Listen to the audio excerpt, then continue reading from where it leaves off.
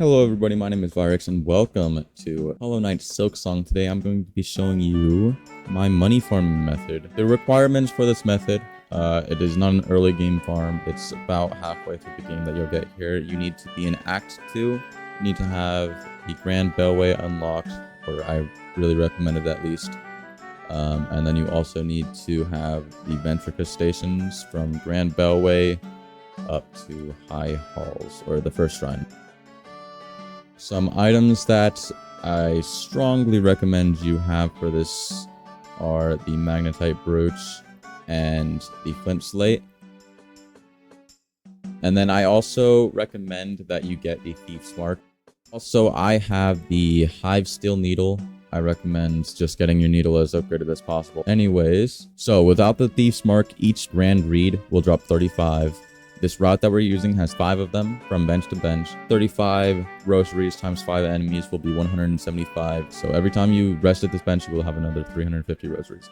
If you have the thief's mark, each of them will be worth 55, adding a extra 100 per half cycle, meaning that you will get 275 from bench to bench, and then total of 550 per cycle. Typically with the hive steel needle and the flint slate, I can get through from bench to bench in about a minute. So a 2-minute cycle, 275 a minute. So this is basically in 4 minutes you'll have $1,000. So I'm going to show you the route right now. Right along this path is where we're going to be going, up to this bench and then back down to this bench. The strat for these grand reeds is pretty simple actually. They don't wake up until you get too close. So I like to stand back and then charge up and do that.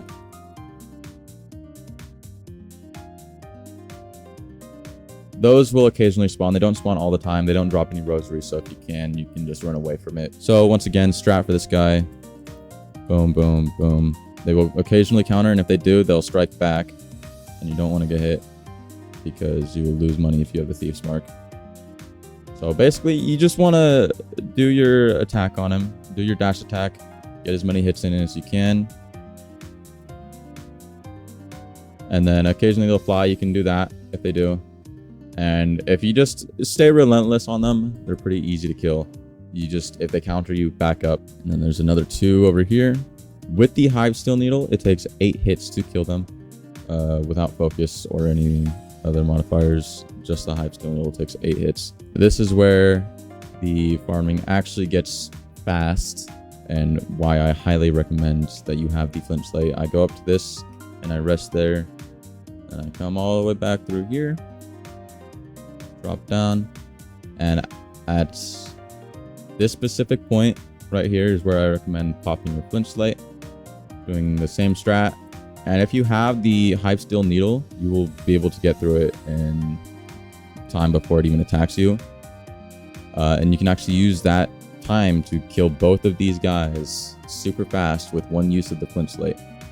As long as I think you can even do that before they hit you with the needle, like directly under the hive steel needle as well. You don't need to have this upgraded. It just helps.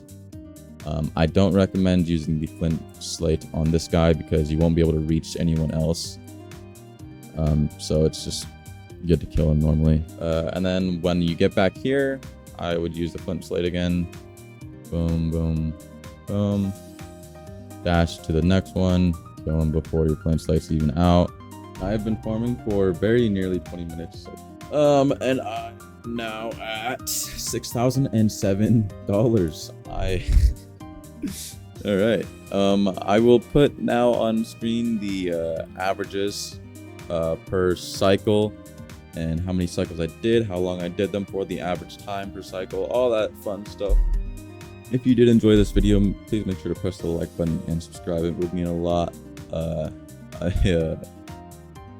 And if you came from Steam, give me some Steam points. That'd be sick. Thank you. Appreciate you. All right. Bye-bye.